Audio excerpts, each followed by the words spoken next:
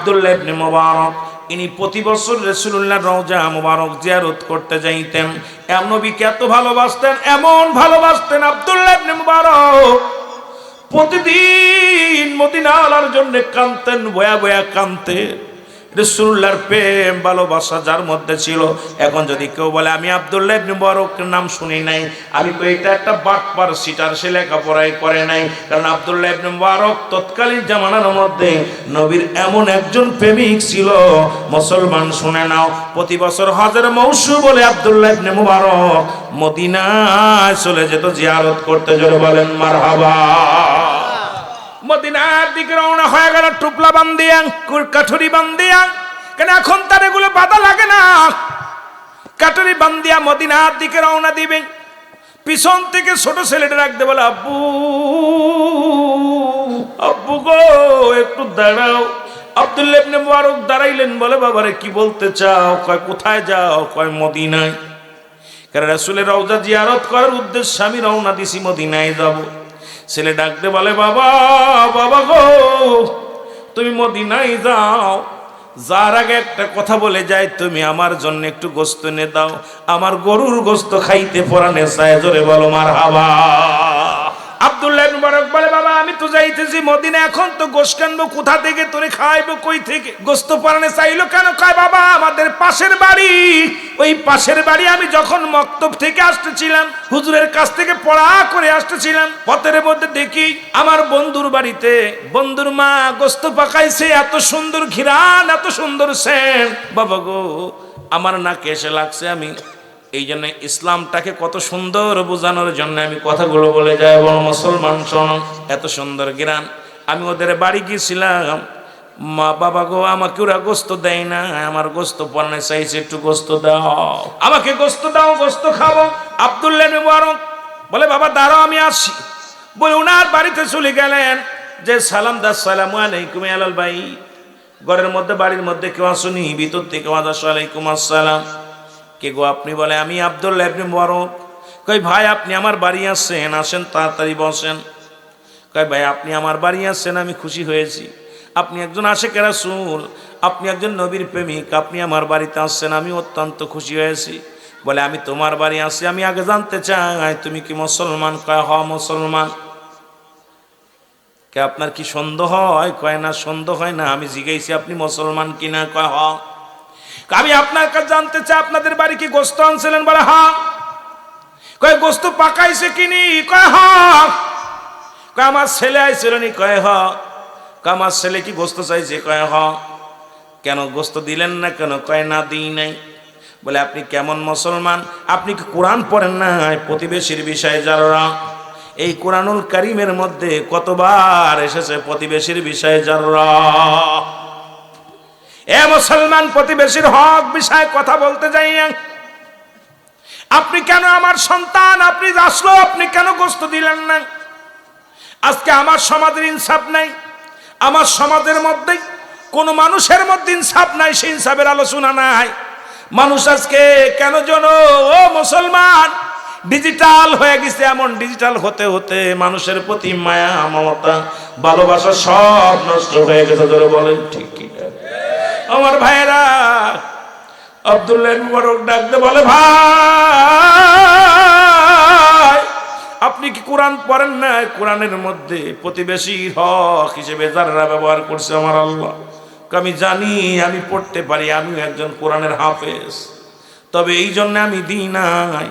কেন দিই নাই আপনি শুনে লন।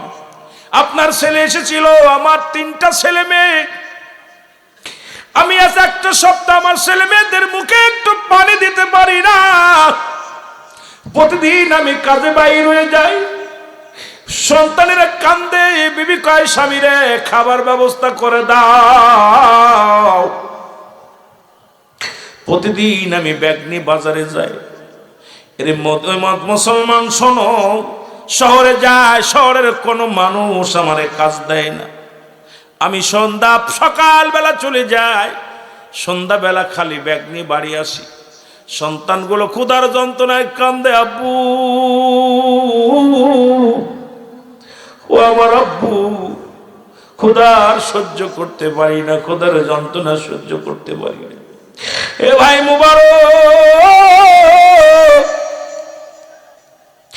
বাইরে শোনো, আজকে যখন আমি বাজারের দিকে যাইতেছিলাম, আমার ছোট ছেলেটা পিছন থেকে ডাক দিয়ে বলে, আব্বু আজকে যদি খাবার নামতে পারো মনে হয় মারা যাব। এই ক্ষুধার যন্ত্রণা সহ্য করতে পারবো না আব্বু। আমি সারাদিন মানুষের দ্বারে দ্বারে বেড়াইলাম, কেউ আমার একটা কাজ দিল না, কেউ একটা কাজের সন্ধানও দিল না। বিকেল হয়ে গেল, আমি কাজ না পেয়ে আমার সন্তানের কান্না শুধু সামনে হাজির হয়ে গেছে। এ আমার যুবক ভাইয়েরা, সন্তানকে যারা ভালোবাসেন, বাবারে যারা ভালোবাসেন, বলে হুজুর আমার এই ছেলের কান্না পিছন থেকে বারবার বেশি আসে, আব্বু যদি আজকে খানা না নো বাবু ঘর মনে হয় আর বাঁচব না। এই আওয়াজটা বারবার আমার কানে বেশি আসলো। আমি কাজ না পেয়ে সন্ধ্যা লাগা ভাব হয়ে আসলো, আমিও ব্যাগ নিয়ে বাড়ির দিকে আসতেছিলাম। হঠাৎ দেখি একটা গরু মরে পড়ে আছে, আর ওই মরা গরুর গোস্তগুলো কুকুর শেলে বাগ করে খাচ্ছে। আমি তাদেরকে তাড়াইয়া দিয়া ওই মরা গরুর উরুর থেকে কিছুটা গোস্ত কেটে আনছি, কেটে এনে এইটা আমার সন্তানদেরকে রান্না করে দিছি। এ ভাই মুবারক, আপনি একজন ইমানদার মানুষ, ধনী মানুষ, আপনি ধনী মানুষ, বড় লোক মানুষ।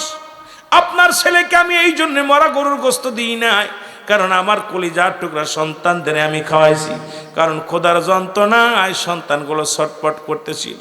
এটা আমি বাবা হয়ে সহ্য করতে পারি না, এই জন্য মরা গরুর গোস্ত কেটে এনে আমার সন্তানদেরকে আমি রান্না করে খাওয়াইছি। জোরে জোরে চিল্লা বলা যাবে না আল্লাহু আকবার। মুবারক চোখের পানি ছেড়ে ডাকতে বলে, ভাই কে শোনাইলা রে, আরে একটা সপ্তাহ তুমি না খেয়ে আসো, আমি মুবারক মদিনার দিকে রওনা হয়ে গেছি। রব্বে কারীম যদি আমারে ক্ষমা না করে, আমি কিয়ামতের ময়দানে জবাব দিব কি আল্লাহর দরবারে, মাবুদ ও মাবুদ, বাড়ির প্রতিবেশী না খেয়ে আসি রে, আমি জানি না রে আল্লাহ। কয় ভাই একটু দাঁড়াও, আমি আসি। বাড়িতে চলে গেলেন। বাড়িতে যা বিবিরে ডাক দে, কয় বিবিরে চাউল ডাউল যা আছে দাও, তাড়াতাড়ি দাও। এবার মুসলমান ডাল চাল যা ছিল সব মাথায় করে আনলেন। টাকাগুলো মদিনায় যাওয়া যে টাকাগুলো ছিল সব টাকা দিয়ে দিলেন। কয় বাইরে এই নাও, এই চাউল দিয়ে রান্না করো, আর টাকা নয় এটা দিয়ে বাজার করো, তোমার সন্তানদেরকে প্রাণ ভরে খাওয়াও। যাব না আমি মদিনায়, যাব না, মদিনায় যাব না। এর ইমানদারেরা শুনে নাও, আজকে যারা রসুলের প্রতি তো মাদ্দায় রসুলের আশেকের ওয়াজটা একটু শোনো, তারপরে একটু চিন্তা করো, জোরে বলো আল্লাহু আকবার। এই জীবন নয়, এমন একটা জীবন আসবে যে দেশে গেলে মানুষের বিচার হয়, যে দেশে গেলে মানুষের হিসাব হয়, যে দেশে গেলে মানুষ আর কোনোদিন ফিরে আসার সম্ভাবনা নাই। সবাই তো সেই দেশের যাত্রী, জোরে বলেন ঠিক কিনা?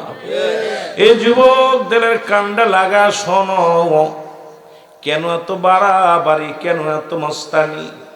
সব কিছু ছেড়ে চলে যাওয়া, এই দুনিয়ার মায়া ছেড়ে চলে যাওয়া।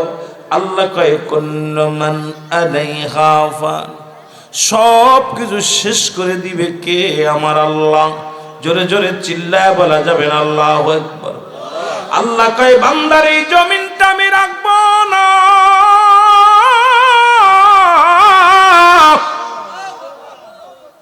এই আসমানের মধ্যে যা কিছু আছে আমি আল্লাহ চূর্ণ বিচূর্ণ করে দিব।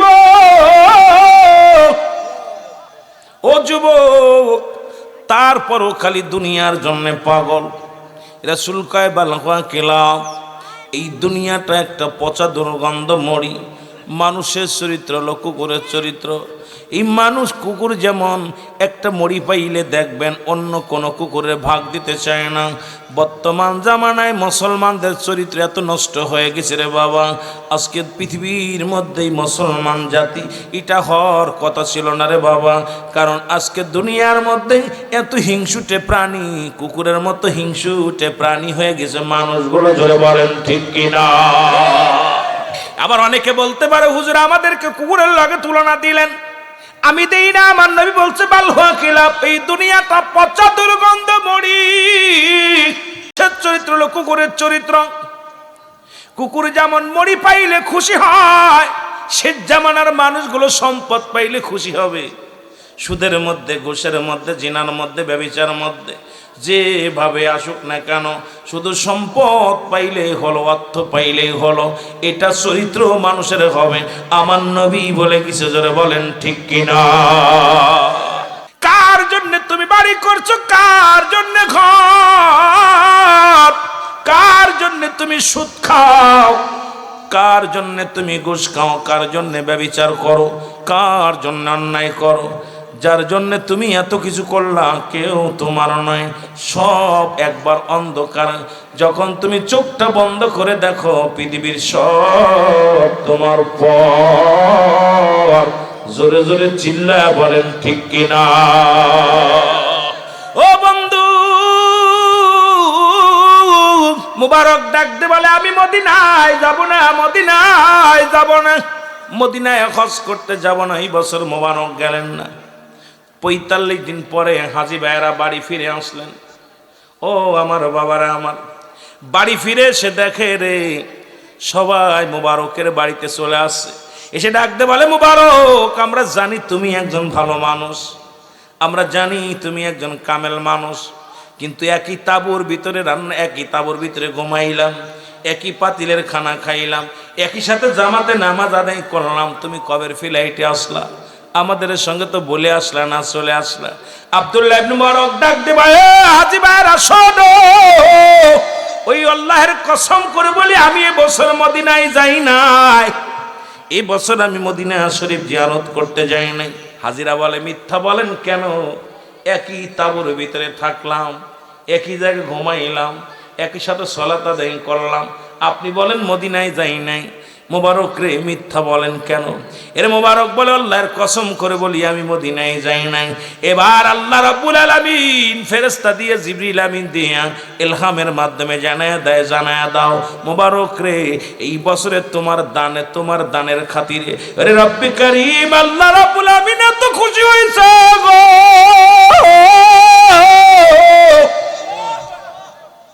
এই বছরে যত হাজি গেছে তোমার ওসিলায় সমস্ত হাজিদের হজ আল্লাহ কবুল করেছে। আর তোমারে বানাইয়া, তোমারে সাজাইয়া, তোমার মহল্লা থেকে যত হাজি গেছে সবার সামনে তোমারে ঘোরাইছে, সবার সামনে দিয়া তোমারে ঘোরাইছে রে মোবারক। এই জন্য আজকে আমাদের প্রতিবেশীর হকের দিকে খেয়াল নাই, প্রতিবেশী মানুষগুলো অসহায় পড়ে আছে, আর আমরা দুনিয়ার মধ্যে সম্পদের পাহাড় গড়তেছি, বাড়ি বানাইতেছি, গাড়ি বানাইতেছি। আজকে প্রতিবেশী কি হালাতে আছে একবার খবর নিলাম না। কেমন মুসলমান আমার বুঝি আসে না, জোরে জোরে বলেন ঠিক কিনা?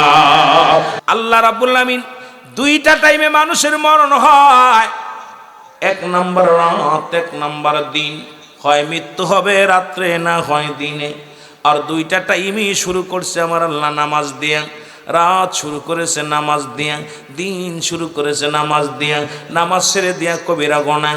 নামাজ কাফের এবং মুসলমানদের মধ্যে পার্থক্য হলো নামাজ।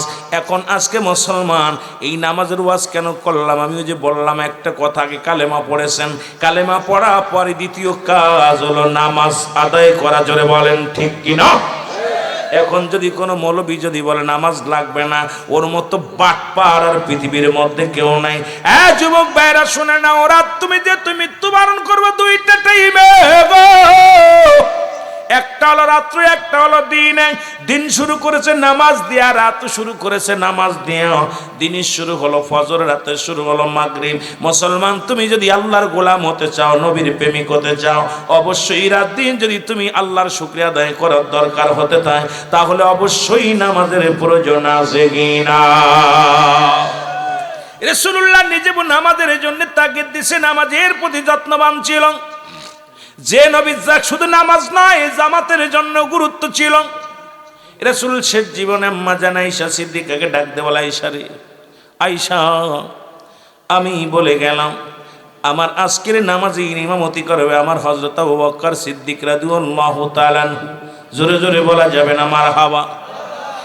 কে ইমামতি করবে? রাসূল বলে গেলেন, মসজিদের ভিতর থেকে হুকুম দিয়ে দিলেন সাহাবীদেরকে, আমার অমুক সাহাবী নামাজ আদায় করবে, উনি ইমাম হবে, মুসল্লিরা কি হবে? মুসল্লি হবে। এ মুসলমান, অসুস্থ হয়ে গেলেন নবীজি। সে জীবনের একটা কথা আমি বললে আপনারা বুঝতে পারবেন। আর সেই নবীকে নিয়ে যদি বলে নবী নামাজ ছেড়ে দিয়ে যুদ্ধ করেছে, এদের মতো বাটপার, এদের মতো সিটার দুনিয়ার মধ্যে থাকতে পারে না। এটা বোঝানোর জন্য আমি কথাটা আপনাদেরকে বইলা যায়। রাহমাতুল লিল আলামিন মাঝে মাঝে সুস্থ, মাঝে মাঝে অসুস্থ গো। রাসূলুল্লাহ আম্মা জান আয়েশা সিদ্দিকার ঘরের মধ্যে আমার নবী কায়সা রে, আযান হইছে নি রে, নামাজ হইছে নি। ইয়া রাসূলুল্লাহ, না নামাজ হয় না, আযানও হয়। হঠাৎ রাসূলুল্লাহর হুঁশ ফিরে ফেলেন। আমার নবী বলে, আয়েশা রে, ও আয়েশা, তুমি একটা কাজ করো, আমার মাথাটা উঁচু করে ধরো।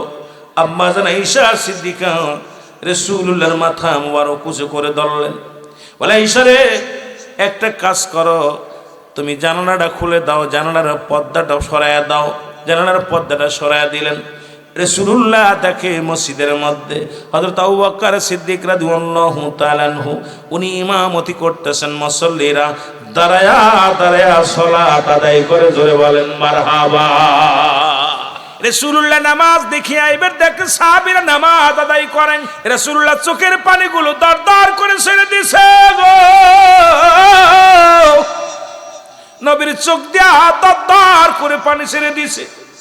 আম্মা জান আয়েশা সিদ্দিকা চিন্তা করে, আল্লাহ, না জানি আমার স্বামী কষ্ট পেয়েছে মনে। এদিকে হলো আমার আব্বা জান, এদিকে হলো রাসূলুল্লাহ। আমার স্বামী হলো আমার নবী, স্বামী আমার এখানে অসুস্থ। এদিকে আমার আব্বা জান ইমামতি করে, আর বুঝতে বাকি নাই তার মানে যে ইমাম পরিবর্তন হয়েছে, আমার নবী দুনিয়ার মধ্যে আর বেশি দিন থাকবে না। কারণ আমার আব্বা জান ইমামতি করে। আপনি কি কষ্ট পাইছেন? নবী বলে, আয়েশা রে, যে নামাজের জন্য আমি কষ্ট করলাম, যে নামাজের তালিম দিতে যায় আমি নবী কত পাথরের আঘাত খাইলাম, ওই নামাজের জন্য আমি কত না কষ্ট পাইলাম। ওই নামাজের কথা বলতে যাইয়া কত আক্রমণের শিকার হইলাম রে আয়েশা। ওই জামাতের জন্য কত না কষ্ট করলাম। আয়েশা রে, আমার মরণে আজকে শান্তি রে আয়েশা। তুমি যে পানি আমার চোখ দিয়ে দেখো, এই পানিটা আমার আনন্দের পানি, কষ্টের পানি নয়। আমি জামাতের জন্য সাহাবীদেরকে নিয়ে কত কষ্ট করেছি। নামাজ নামাজ, সালাত সালাত, জামাত, এই জামাতের ফজিলাত সাহাবীদেরকে বোঝাইছি।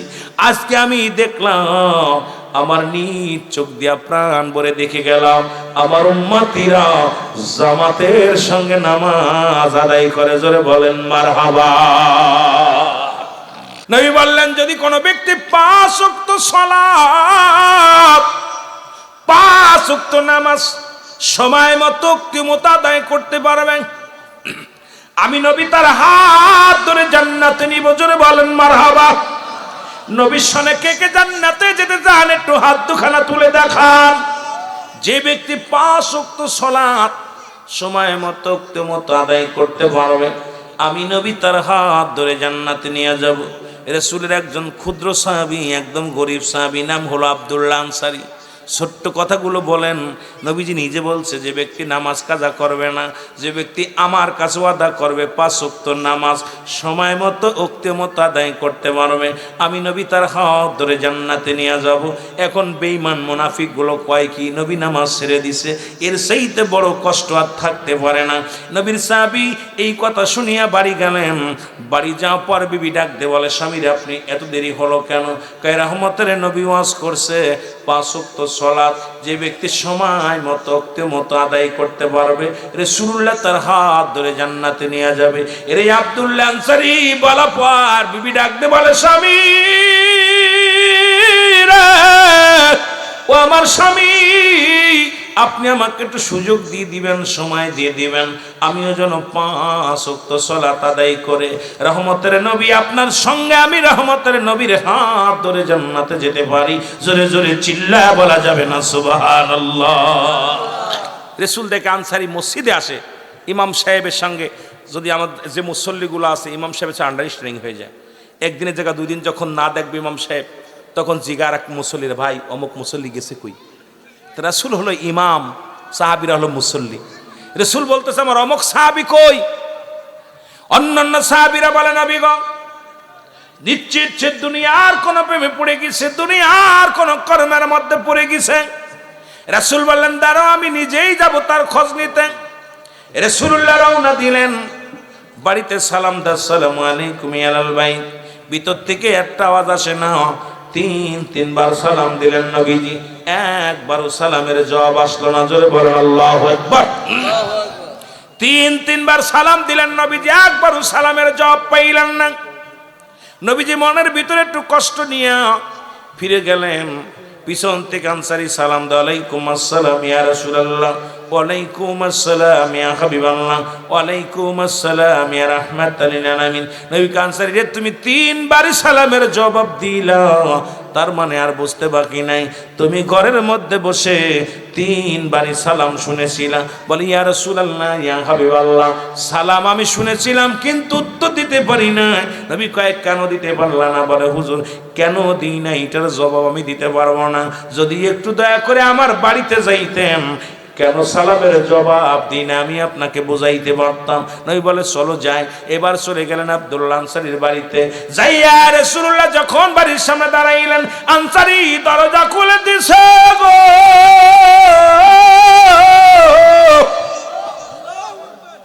দরজাটা যখন খুলে দিছে ভিতরে দেখে বিশাল বড় একটা গর্ত খোঁড়া। রাসূলুল্লাহ বলে আনসারী রে ঘরের মধ্যে এত বড় গর্ত কেন গো? আনসারী কয় ইয়া রাসূলুল্লাহ ইয়া হাবিবাল্লাহ, আপনি যখন আমারে সালাম দিয়েছিলেন তখন এই গর্তের মধ্যে আমি উলঙ্গ অবস্থায় বসেছিলাম। নবী কয় কিসের জন্য, কি বলতে চাও? বলে নবী গো স্বামী স্ত্রী মিলে একখানা কাপড়, নবী গো এই একখানা কাপড় মাত্র আমাদের, যখন আজান পড়ে যায় এই কাপড়টা পরিধান করে আমি মসজিদে চলে যাই, জামাতে নামাজটা আদায় করে আসি। কত সুন্দর মসজিদ খানা রে বাবা। ও আমার যুবক বাবারা, এই মসজিদের যারা নামাজ পড়ো ভাগ্যবান তারা। আমি কথাগুলো বলে যাই শুনে নাও। রাসূল বললেন কি বলতে চান? আনসারী বলে ইয়া রাসূলুল্লাহ ইয়া হাবিবাল্লাহ, আবার আমি সালাম ফিরান, আপনি যখন সালাম ফিরান, সালাম ফিরালে এক দড়ি বাড়ি চলে আসি, বাড়ি আসি ওই গর্তের মধ্যে ঢুকে যায়। নবী গো ওই গর্তের ভিতর ঢুকিয়ে আমি কাপড়টা খুলে আমার বিবির হাতে দিই, বিবি কাপড়টা পরে ওযু করে নামাজে দাঁড়ায় যায়। নবী গো যখন আমি নামাজে যাই বিবি গর্তের মধ্যে বয়া থাকে, আবার আমি যখন নামাজে যাই, আমি যখন আমার বিবি যখন নামাজে যায় আমি তখন গর্তের মধ্যে বয়া থাকি। ইয়া রাসূলুল্লাহ ইয়া হাবিবাল্লাহ, আমার বিবি দাবি করেছে যেদিন মুসিবতের দিনে যেদিন আমি জান্নাতে যাব সেদিন যেন আপনি আমাকে হুজুর ইয়া রাসূলুল্লাহ ইয়া হাবিবাল্লাহ, যেদিন আপনি আমার হাত ধরে জান্নাতে নিবেন সেদিন আমার বিবিও যেন সাথে যায়। এই কারণে আমার বিবি নামাজের প্রতি এত গুরুত্ব। জোরে বলেন মারহাবা। আল্লাহ নবী আনসারী রে আমি নবী কথা দিলাম তোদের স্বামী স্ত্রী দুজনকে নিয়ে আমি নবী জান্নাতে যাব। জোরে বলেন মারহাবা। আর একটু জোরে জোরে চিল্লায় বলেন আল্লাহু আকবার। এর মদিনা মদিনা আশিক মুমিনের ঠিকানা, বলো না মদিনা মদিনা আশিক মুমিনের ঠিকানা। আয় গায়ে দিদার চেয়ে কাঁদো তোমরা, হও না নবীর দিওয়ানা, মদিনা মদিনা আশিক মুমিনের ঠিকানা, বলো না মদিনা। নবীর প্রিয় সাহাবী হযরত আবু বকর সিদ্দিকী, বলো নবীর প্রিয় সাহাবী এর ভালোবেসে শুইল পাশে, ভালোবেসে শুইল পাশে যাই আসে তাই দেখো না মদিনা আশিক মুমিনের ঠিকানা, বলো না মদিনা মদিনা। আয় হায় দিদার চেয়ে কাঁদো তোমরা, দিদার চেয়ে কাঁদো তোমরা, হও না নবীর দিওয়ানা, মদিনা আশিক মুমিনের ঠিকানা। জালালউদ্দিন সুয়ুতি ফুসাতুবার দেখলো নবীজি ভালো। জালালউদ্দিন সুয়ুতি ওরে এতবার দেখিয়াও নবী, এতবার দেখিয়াও নবী, তৃষ্ণা তাহার মেটে না। মদিনা মদিনা অসংখ্য মুমিনের ঠিকানা। এখন ইসলামের মধ্যে যদি হয় ঈমান, যদি কালেমা এইটা হয়, ও যুবক, এটা কোনো নতুন কোন আবিষ্কার নয়, নতুন কোন কথা নয়। আদম আলাইহিস সালাম থেকে শুরু করে আখির নবী রাহমাতুল লিল আলামিন পর্যন্ত যত নবী, যত পয়গম্বর পৃথিবীর মধ্যে আগমন করেছে, সবাই একই কালেমা লা ইলাহা ইল্লাল্লাহ, ঠিক কি না? আদম আলাইহিস সালাম বলছেন, এখন আমার নবী যখন বলছে, নবী যদি বলে, আমরা যদি বলি নতুন বিষয় না। আদম বলছে আদম শফিউল্লাহ, ইব্রাহিম বলছে আমি ইব্রাহিম খলিলুল্লাহ, ঈসা আলাইহিস সালাম বলছে আমি কি ঈসা রূহুল্লাহ, এ মুসলমান মূসা বলছে আমি কালিমুল্লাহ, আর আমার নবী বলছে আমি মুহাম্মাদুর রাসূলুল্লাহ। জোরে জোরে বলেন মারহাবা। আদম বলে লা ইলাহা ইল্লাল্লাহ, নাই কোন ইলাহা ইল্লাল্লাহ, এক আল্লাহ ছাড়া কিচ্ছু নাই, আল্লাহ ছাড়া কিচ্ছু নাই। লা ইলাহা, নাই কোন ইলাহা ইল্লাল্লাহ, এক আল্লাহ ছাড়া। পৃথিবীর মধ্যে যদি তোমরা খোঁজো, ডান বামে তাকানোর সময় নাই, কারণ রব্বে করিম সারা পৃথিবীর মধ্যে আর কিছু নাই। তাকে পাওয়ার জন্যে, তাকে চিনার জন্যে আমি আদম, তাকে পাওয়ার জন্যে চিনার জন্যে আমি ঈসা, তাকে পাওয়ার জন্যে বোঝার জন্যে চিনার জন্যে আমি রূহুল্লাহ। আমি ওকে চিনার জন্যে, তাকে পাওয়ার জন্যে একমাত্র মাধ্যম ঠিকানা হলো আমার নবী রাহমাতুল লিল আলামিন। জোরে বলেন মারহাবা। নবী লাগবে কবরে, নবী লাগবে মিজানে, নবী লাগবে ফুলসিরাতে, নবী লাগবে ইয়াউমুল কিয়ামতের ময়দানে। নবী বিনা কোনো বান্ধব থাকবে না। নবী বলেন হায়াতি খায়রুল লাকুম, নবী আমার উম্মতিরা গো,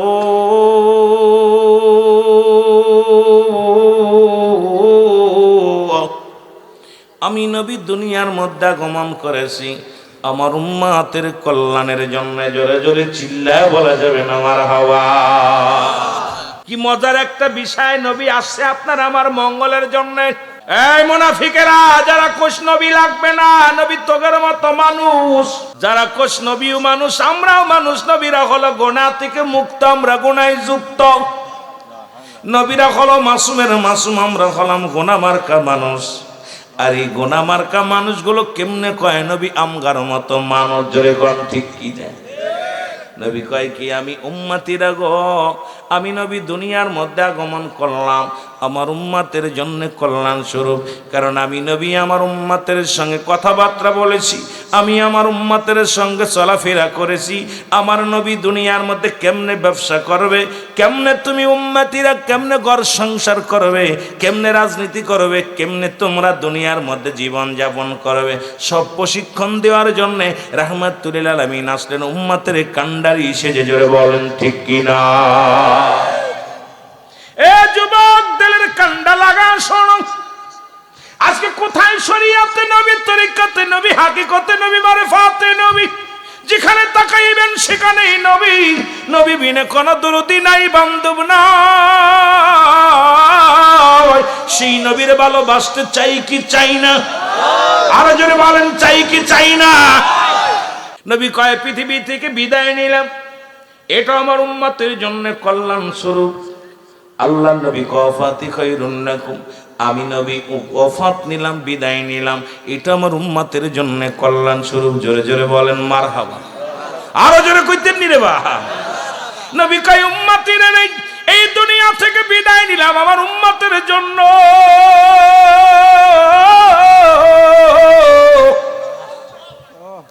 নবী বলেন আমি বিদায় নিলাম। পৃথিবীর মধ্যে কোন উম্মত যখন ভালো কর্ম করে, আজকে এই কাকাতুয়ার জমিনের মসজিদ প্রাঙ্গণে, যে মসজিদ প্রাঙ্গণে আপনারা বসে আছেন, রব্বুল আলামিনের কাছে আমার নবী ডাক দে বলবে, আল্লাহ নবী ডাক দে বলে, আল্লাহ ওই কাকাতুয়ার ময়দানে আমার কিছু আশিকেরা বয়া বয়া তোমার প্রেমের আলোচনা শোনে, আমি নবীর প্রেমের আলোচনা শোনে। আল্লাহ আমি প্রশংসা করি আমার উম্মতের হইয়া।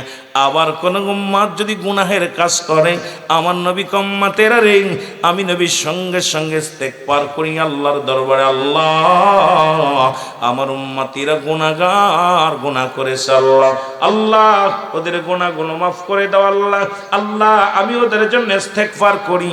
এই পৃথিবীর মধ্যে কে বা কার জন্য কান্দে? আমি মাঝে মাঝে আলোচনা করতে যে কথাটা টেনে আনি, মুসলমান অন্যায় করে ছেলে মাফসায় বাবায়, অন্যায় করে গ্রামের ছেলে মাফসায় চেয়ারম্যান মেম্বার যাইয়া, এমন নবীর উম্মত হই না, ভুল করে উম্মত ক্ষমা চায় আমার নবী, এই নবীর পক্ষে থাকা লাগবে কি লাগবে না? বিবি হিসেবে ছিল, রাসূল ছিল, স্বামী হিসেবে শ্রেষ্ঠ, রাষ্ট্রনায়ক হিসেবে ছিল শ্রেষ্ঠ। ও দুনিয়ার মানুষ, কোন দিকে আমার নবী? সব দিকে এক নাম্বার। নবী কুলের মধ্যে এক নাম্বার, মুসলমান মানব কুলে এক নাম্বার, যেখানে যাবেন সেখানেই নবী এক নাম্বার। কারণ উম্মতের জন্য সবচেয়ে বড় দিক নির্দেশনা হলো আমার নবী। জোরে জোরে চিল্লায় বলেন ঠিক কিনা? বড় বড় আলেমরা যারা রাসূলকে নিয়ে কটূক্তি করে, বড় বড় আলেমরা যারা আমার রাসূলকে নিয়ে মুসলমান উল্টা পাল্টা কথা বলে, মুসলমান তাদের সঙ্গে আমরা চলতেও রাজি না, তাদের কথা শুনতেও রাজি না, মানতেও রাজি না। কারণ নবী হলো ইমানেরও ইমান। ব্যক্তির জীবনের অমূল্য সম্পদের নাম হলো রূহ, আর মানব জীবনের অমূল্য সম্পদের নাম হলো ঈমান। বডিটা দেখতে শুনতে ভালো, হাত আছে, পা আছে, সব ঠিক আছে, ভিতরে থেকে বাতাসটা বাইর হয়ে গেছে, এই বডিটার কোনো মূল্য নাই। এই জন্য মানব জীবনের অমূল্য সম্পদের নাম হলো ঈমান, আর ব্যক্তির জীবনের অমূল্য সম্পদের নাম হলো রুহু। রুহুবিহীন যেমন বডির মূল্য নাই, ইমানবিহীন কোনো আমলের মূল্য নাই।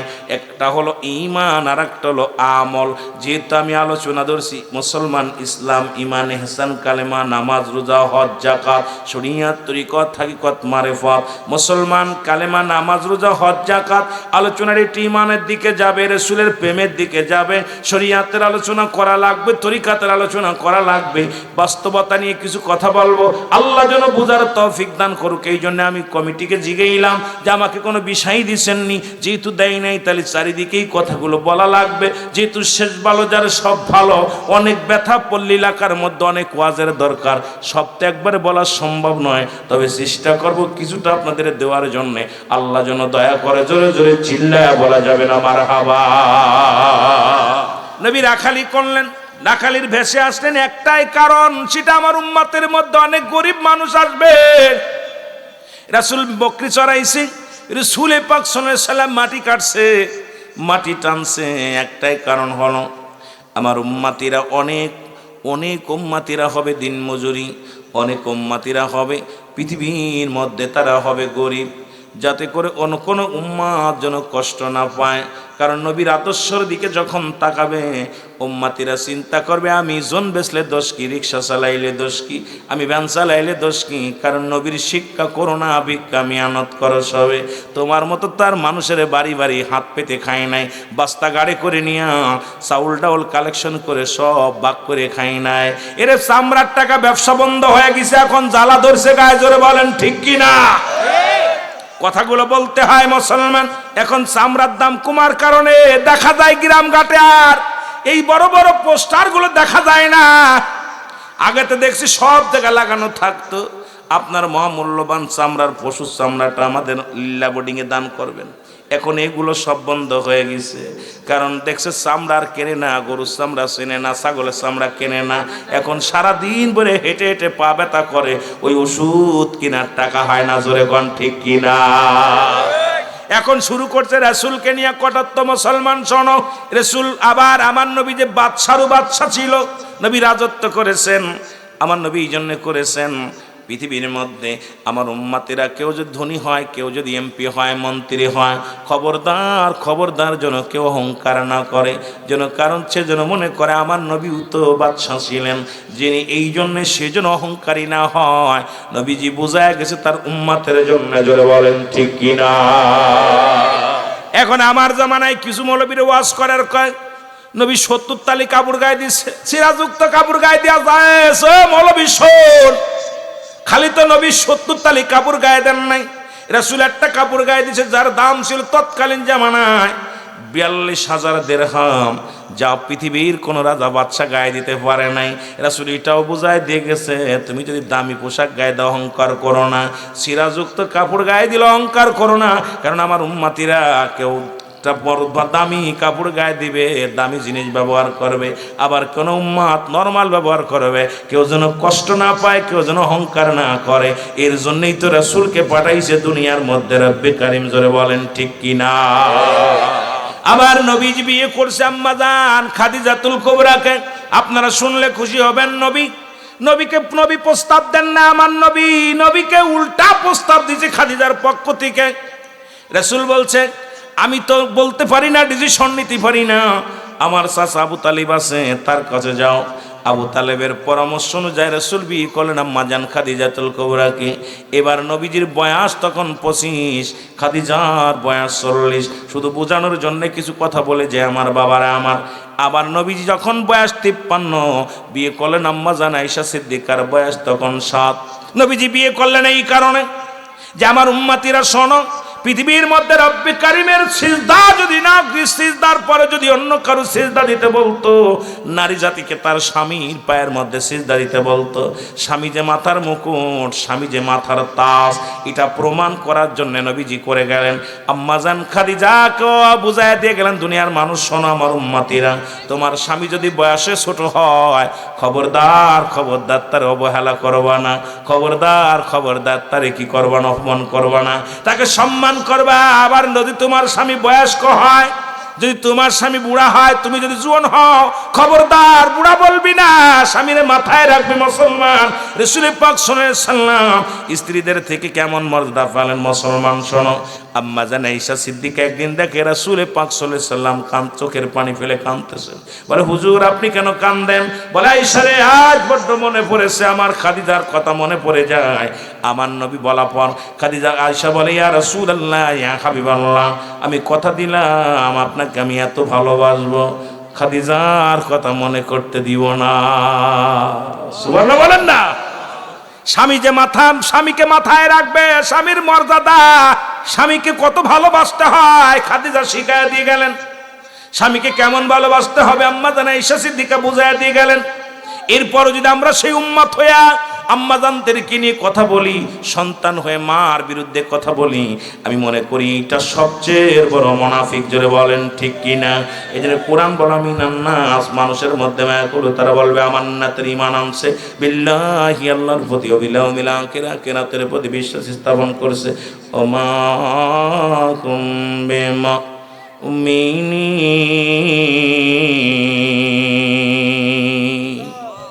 মুনাফিক তৎকালীন জামানায় ছিল, এখনো আছে। অমিনান নাস, নাস শব্দের অর্থ হলো মানুষ।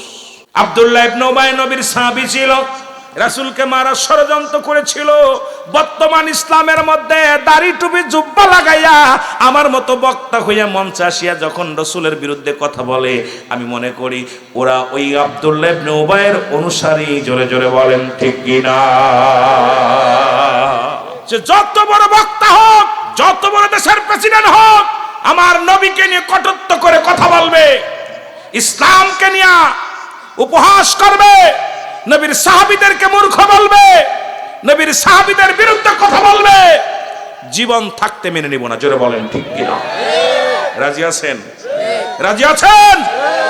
আমার রাসূলের কেমন আদর্শ ছিল। হযরত আনাস রাদিয়াল্লাহু তাআলা বলে, আমি দীর্ঘ 10টা বছর হুজুরের খেদমতে ছিলাম। কত বছর? 10 বছর খেদমতে ছিলাম। আহলে সুন্নাত ওয়াল জামাতের চরিত্র কেমন হবে হযরত আনাস বুঝায় দিয়ে গেল। নবীর আদর্শ কেমন হবে, আমাদের আদর্শ কেমন হবে। হযরত আনাস বলে, আল্লাহর কসম করে বলি 10টা বছর রাসূলের খেদমতে ছিলাম। কত ভুল করেছি, নবী একটা চাইলে আর একটা করতাম, একটা কইলে আর একটা কইতাম। রাসূল যদি জুতা চাইতো স্যান্ডেল দিতাম, নবী যদি পানি চাইতো ঠান্ডা পানি চাইলে গরম পানি দিতাম, নবী বিছনা বানাইতে গেলে উঠায় রাখতাম। এত ভুল করা পরও খোদাকে কসম করে বলি, আমার নবীজি আমাকে কোনোদিন ধমক দিয়ে কথা বলে নাই। ইয়া দ্বারা প্রমাণ হয় নবীর আদর্শ যার ভিতর আছে সে কোনোদিন খুন খারাপি, মানুষ মারা, আমার এই গাড়ি পোড়াপুড়ি, এই হট্টগোলের মধ্যে কোনোদিন যাইতে পারে না। জোরে বলেন ঠিক কিনা? যে রাসূল নামাজ, মুসলমান শোনো, কালেমা পড়েছিলেন, নামাজ এক নাম্বারেই হলো না কালেমা।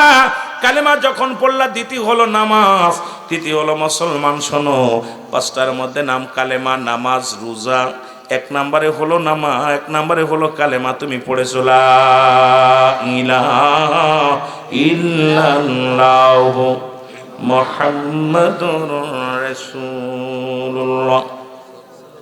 আমার সাথে পড়েন, আশহাদু আল্লা ইলাহা ইল্লাল্লাহু ওয়াহদাহু লা শারীকা লাহু ওয়া আশহাদু আন্না মুহাম্মাদান আবদুহু ওয়া রাসূলুহু।